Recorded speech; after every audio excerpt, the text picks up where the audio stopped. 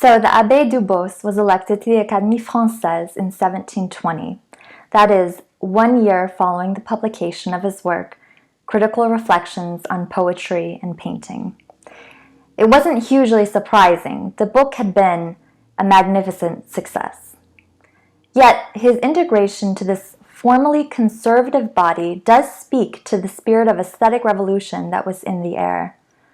For by placing the proper perspective for critical judgment on the side of reception rather than creation, sensation rather than rule, spectators all over France and Europe were enfranchised on the same terms as the professionals to determine the value of a work of art or literature. Again, this does not mean that everyone's voice was equal, but rather that the starting place for good judgment was no longer to be found in Greek and Latin texts, accessible only to the smallest elite, but rather the seed of good judgment, feeling, could be found within every single person. Feeling, or one's heart, could for the first time potentially come to mean more in French civilization than one's social class.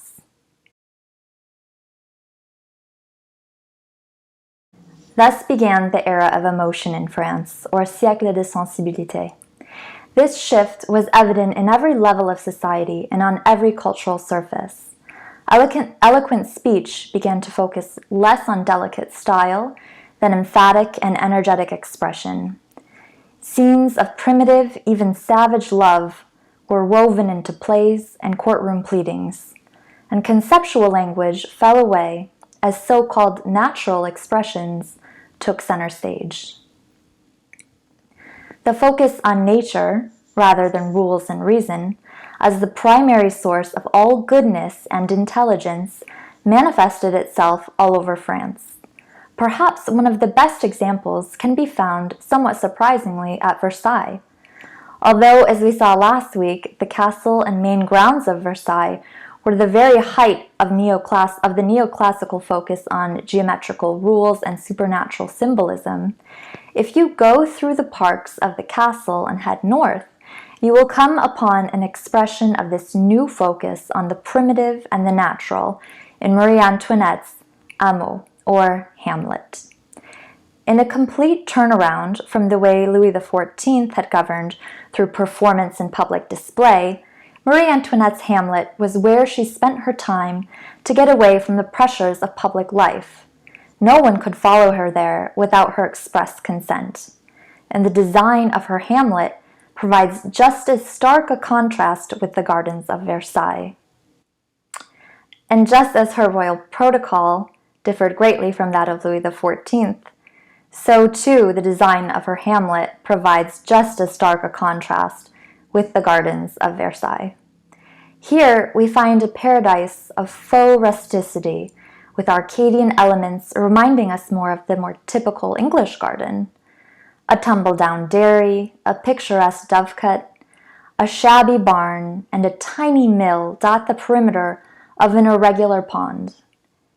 Each building was decorated with its own little garden or orchard, as though to sustain its inhabitants. But it was all just show. It had no real function. The Hamlet, or Hamlet, was composed of dreamy objects placed here and there to transport its residents to a state of pre-civilization, where, so the thinking went, all men were good, and the evil forces of society had not yet taken root. This thinking was best encapsulated in the work of the Genevan philosopher Jean-Jacques Rousseau. Rousseau came to Paris as a young man, but his Swiss beginnings left an indelible mark. Unlike Lully, who generally sought to portray himself as the paragon of Frenchness, Rousseau treasured his status as outsider, always signing his letters Citoyen de Genève, or Citizen of Geneva, thereby making the point that in France everyone was subjects, while in Geneva there were citizens. Before they became bitter enemies, he was a great friend of the French philosopher Denis Diderot. The two were just young men starting out as writers when a plan was hatched. In 1750, the Academy of Dijon had just announced its yearly essay contest. The early modern period loved essay contests. And the question posed by the Academy was the following: whether the establishment of the arts and sciences had improved morality. Now remember, this was the century of progress. So many scientific discoveries had been made, treatises written, prejudices discarded, everything seemed to be moving in the right direction. The essay question was thus a bit of a fishing expedition. The Académie was really asking to see who could write the best song of praise. Well, Rousseau had heard about the essay and was planning a piece that would glorify the arts and sciences and their contribution to morality. But Diderot, whom Rousseau was visiting that day during his stay in jail for an obscene publication, was alleged to have suggested to Rousseau, why not flip the argument around? Why not argue the negative side just for a laugh? And that is just what Rousseau did. He wrote a very eloquent piece arguing that the sciences and the arts had in fact corrupted man's natural goodness and straightforward expression. This speech was entitled A Discourse on the Moral Effects of the Arts and Sciences, published 1750. And it was the definitive moment that changed public opinion for good in France and the Western world generally. Rousseau dedicated himself hitherto to the reconversion of people toward a natural way of being. Scientific learning and social hierarchy were anathema to his system. Of course, as an aside, Rousseau was only able to write this speech and have the career he did due to his education, and also given his constant self-fashioning as the lone individual in the world who was the only one who truly understood it. I think his denigration of social hierarchies generally was a little bit suspect. No matter, though, the 18th century loved Rousseau, no matter how much he claimed to despise them. Marie Antoinette was soon frolicking around, dressed as a milkmaid in her fake Hamlet, which was one of many Hamlets that popped up at this time on the otherwise well-manicured properties of the French upper class. We should be careful, however, not to characterize her as simply silly or frivolous, caught up in a world of make-believe.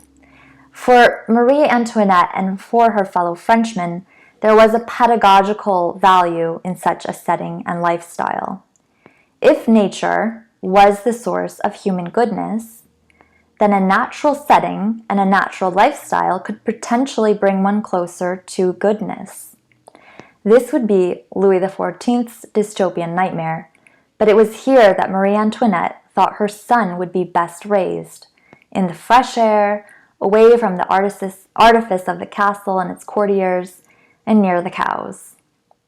Funny enough, I think many of us would have a tendency to agree with her on this point today. But in fact, this is the legacy of Rousseau.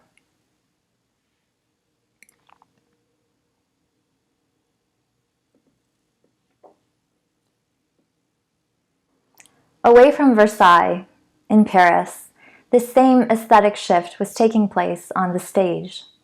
With his play Le Père de Famille, or The Family Father, Denis Diderot had invented the drame bourgeois, or bourgeois drama. Contrary to the comedies and tragedies of classical playwriting, which figured princes and princesses to the exclusion of the common people, Diderot's plays put common folk on stage. The titles of his plays speak to this. Typical titles were usually the name of a famous person, a king or a queen.